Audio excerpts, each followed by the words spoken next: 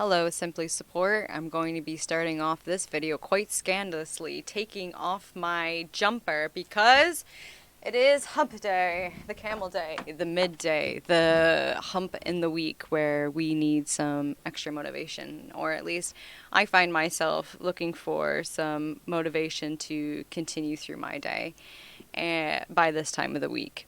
And I am so happy to be here supporting you. I'm so happy you're a part of Simply Support because support has changed my life, and I see it changing your life as you are longer involved in Simply Support, and it is absolutely beautiful. And a topic that I'm sharing today with these questions and perceptions is something that I've helped people with over the years, and that is how to relax after work or any mentally taxing experience, because I've worked with people in their performance and wanting to improve their performance at certain things. And in order to improve your performance at the thing that you're working on, you have to be able to detach from it, walk away from it, be able to relax afterwards. Because if you're doing work and then you're just constantly thinking about it afterwards with all of the rest of your day, or, when you're with other people, it can take away from the moment, the present moment, and the relationships that you're working to build. So people have wondered, because I talk to people through support, and I'm on calls with people, and they've wondered, well, how do you separate yourself from the work that you do? How do you relax and still enjoy your life in the present moment and remain detached? And what I'm going to share with you is basically what did help me. So I'm going to run you through an infographic that really helped the people that I've worked with learning how to relax after work. And so here it is. Oh, no, that's not it. This is it. So, how to relax, Simply Support's Guide to Relaxation Post Work. So, this is the first step. If you're done, unplug. And this is really important, to try and keep a consistent unplug or clock out time. And I say this because this is what's worked for me. If I know what windows of time that I'm operating out of, then it's easier for my brain to shut off. If I know that I'm done by, quote unquote, done by 4 o'clock to 7 o'clock, then my day runs out a bit differently. But if you can't have a consistent clock out time, I'm not quite sure, but that's just what I'm going to encourage. And something that helps when you're clocking out is having a review, a check out, a clock out checklist review to yourself on a piece of paper, on your computer, with someone that you love or your friend, and ask these questions. What went well? Because some things probably of your workday or of the whatever mentally taxing experience you just went through did go well. And so it's important to acknowledge those parts of it, because the next question, what didn't go well, is usually contains most of our memory, right? Oh my gosh, that really just didn't go well. And you just replay all the parts that maybe didn't go well, but that's okay. Some parts maybe didn't go well, and you can write that down. But remember, the first question was, what went well? And then the third question, what will I do differently tomorrow?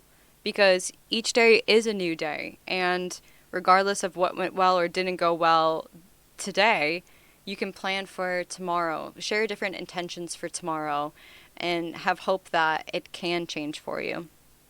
And something that helps me walk away from the work that I've done in a day is a simple affirmation of, I did my best today, and I accept walking away. It's a rhyme, it's beautiful, and it just takes the weight off. It's like, you know what? I did do my best today, and so I'm just going to walk away. It's okay.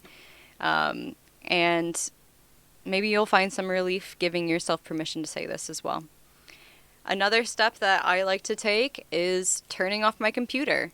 And I do. I'm like, okay, shut down, unplug, and then I'm done. Done for the day. I'm not going to get back into quote unquote work things or the mentally taxing things because I'm unplugged. And this physical unplugging, this physical turning off is really powerful in my opinion, because it tells your mind like, nope, we're done. And, that's something that I've seen work for other people and work for me as well. It's where it gets confusing, where your unplug time or your relaxation time involves your computer and electronics, but if it does, we're going to talk about that here, because I think we're going to get into that later. But beyond what I think, these are my perceptions. So the last thing to do on the clock out checklist is tidy up your work area and space.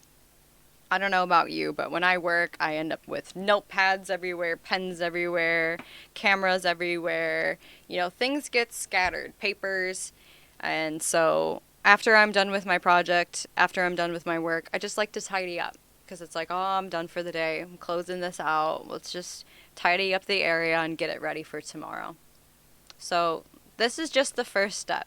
This is the clock out checklist, and I really believe in its ability to help you relax immediately after work. You get closure, and you're like, all right, that was it. So then, even after closure, our mind can still be going. we maybe don't feel like we can relax. So this next step is actually really important, and go get some fresh air. The body and the mind are connected. Exposing the body to fresh air changes the body and mind, as well as getting physical. I don't know why that sentence doesn't make sense all of a sudden.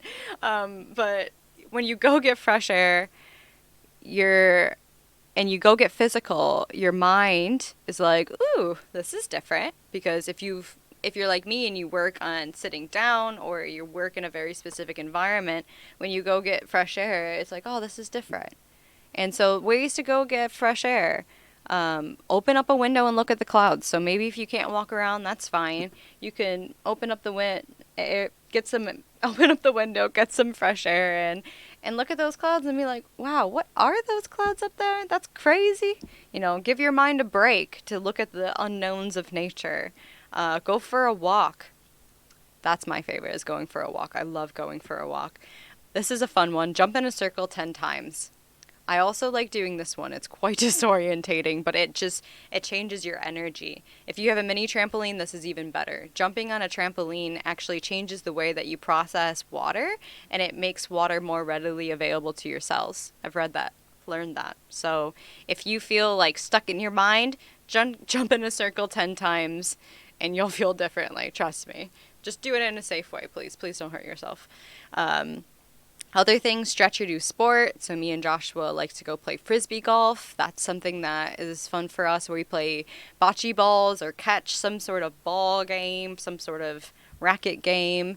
And I love stretching as well, because when I sit on my legs all day, I really just need to stretch my legs, my back, everything.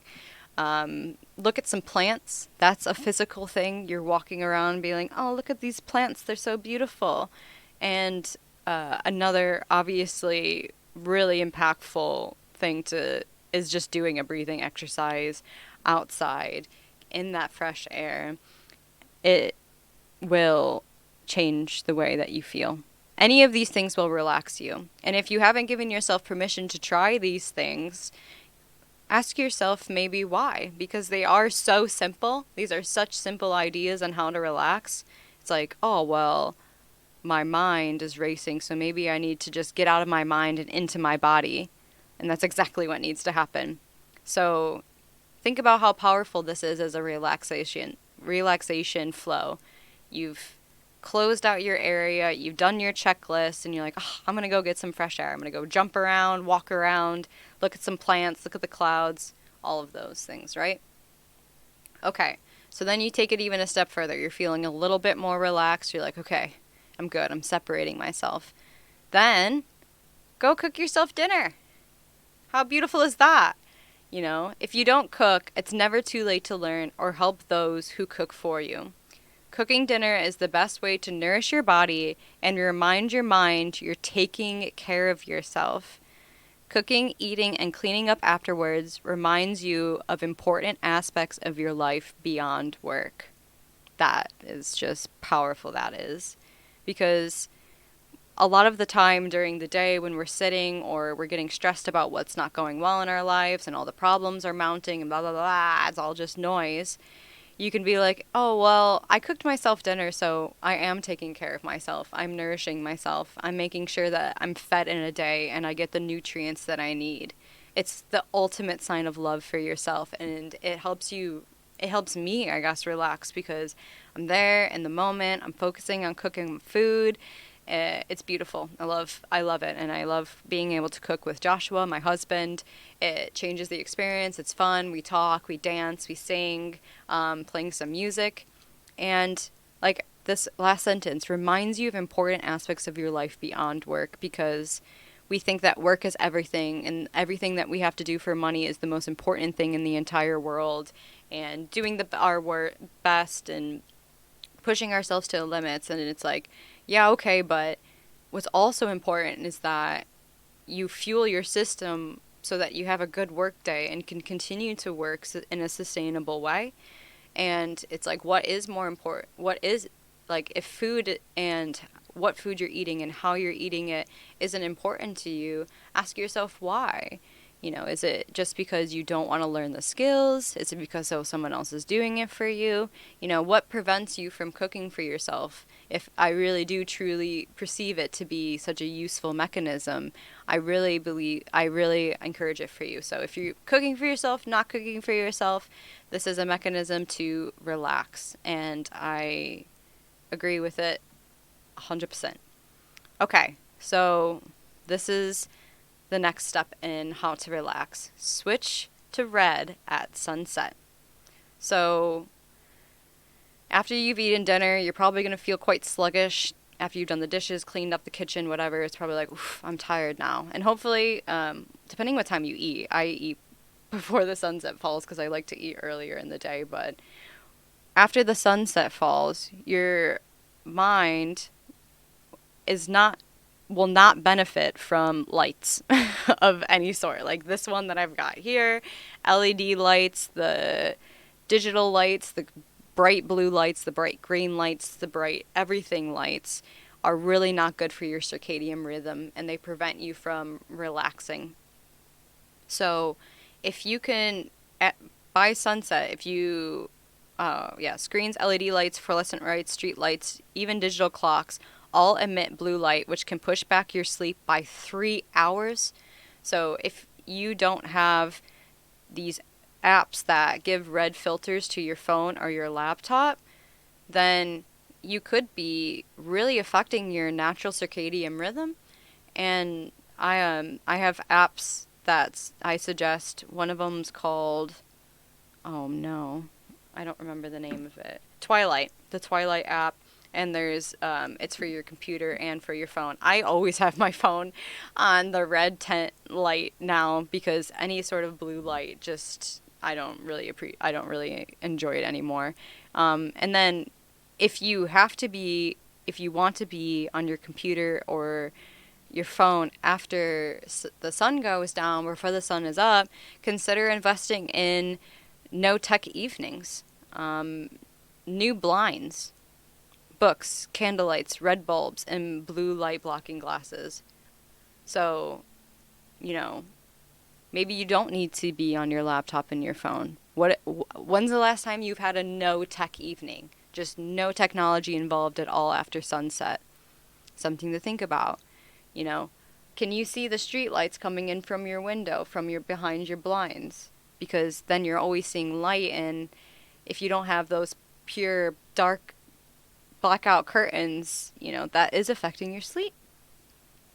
And I've gone through phases where I just use candle lights at night. It's super relaxing.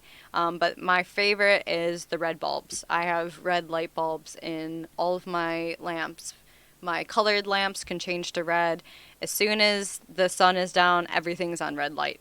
And these are blue blocking glasses themselves. So think about this. This is a huge aspect of our modern life, is just this technology and the lights that are used with it, and what they're doing to our bodies. Because if you're still struggling to relax after you eat dinner, ask yourself, oh, well, am I exposing myself to any harmful lights that could be waking me up and making me feel more alert than I want to be? Something to think about. Okay, so you you've made it really far in how to relax, and I hope that by this point you feel a little bit, you've learned something that you can add to your routine to feel more relaxed at night. And so, you've eaten dinner, your red lights are on, it's time to decompress. We can go back to the breathing exercise, but also something that really relaxes you is drinking a warm beverage. A warm beverage post dinner aids in digestion and in relaxation.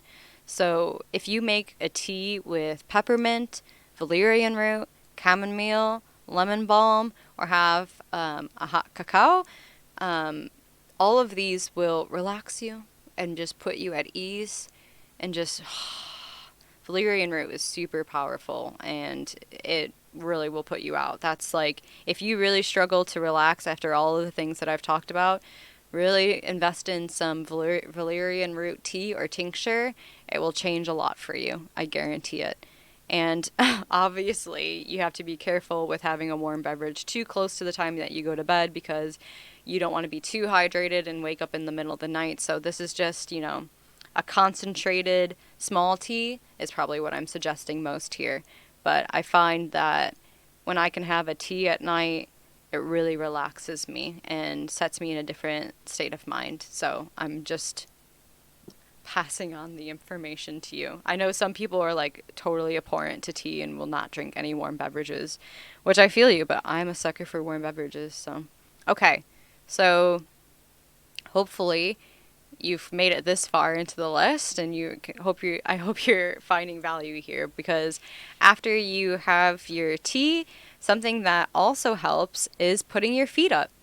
So if you find a place where you can comfortably lay on your back and put your feet in the air against a wall, this can improve your circulation and relax your muscles.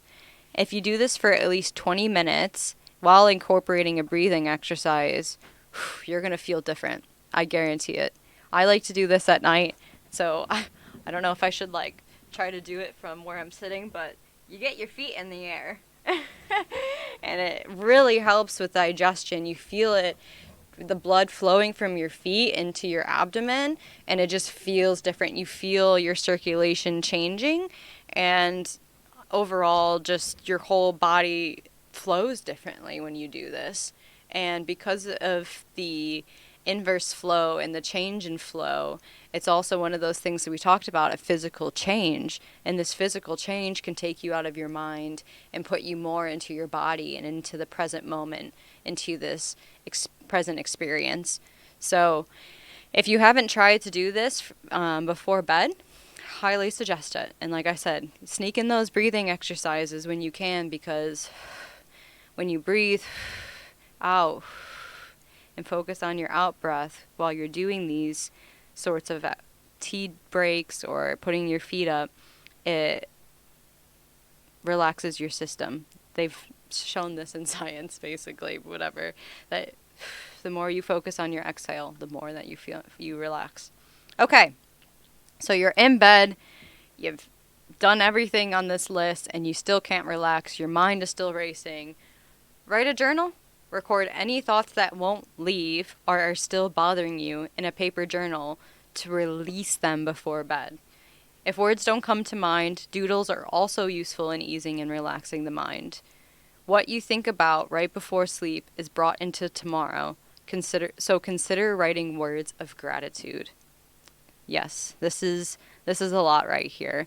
This is what has saved me, continues to save me a lot of nights, because I'll do all of these things on the list, and then I'll get to bed and I'll be like, my mind is racing because of all of the new things that I learned, all of the people that I've interacted with, and I just need to get it out. And I don't want to look at a screen. Like I said, I refuse to look after sunset. So I'm just in my journal, just writing. And I try to keep it relatively positive, but whatever comes out realistically. But most of the time, I do come to a place of gratitude by the end of the night because I am grateful for my life and that I have a house and that I've had food and that I have this body and that I'm healthy and things are okay. You know, I like to remind myself that things are okay before I go to bed, because when I haven't done that and I've let my stressful thoughts just roll into the night, I get nightmares. I wake up in the middle of the night with the same thoughts. I wake up the next day, oh, I didn't sort that thing out yesterday that's still on my mind. And it's just journal about it. Just journal about it and you'll feel so much better. Or doodles, because doodles are also a way to process emotions and process the way we feel. So if we just doodle something out, it's going to be useful. Okay? So this was the Simply Supports guide to how to relax. A quick synopsis: if you're done, unplug, do a clock out checklist, go get some fresh air, get some nature in your life, cook yourself dinner because it's important, switch to red at sunset because LED and blue lights throw off your sleep. Consider investing in a new tea and drink a warm beverage, a concentrated warm beverage before bed. Use plant medicines to facilitate your relaxation because that's what they're here for, or at least we've learned that they can be used for that in this human experience. Put your feet up, relax yourself. Give yourself a minute to breathe and change the flow of what your body is experiencing. And give yourself permission to write a journal. The thoughts that you have are important, and you have to, if you give your mind extra time to process the things that you've experienced, you won't regret it. It's very useful. So, okay, that was it from me. Thank you so much for watching. I hope that you found some midday inspiration from this video. Maybe throughout the next couple days, you can incorporate some of these mechanisms of how to relax and see how it changes your experience. I would love to hear about you trying any of these mechanisms for relaxation, or just telling me, okay, I do already do that and it helps a lot, so thank you for reinforcing it. Any of those messages are useful and appreciated. So thank you so much. As always, much love and talk soon.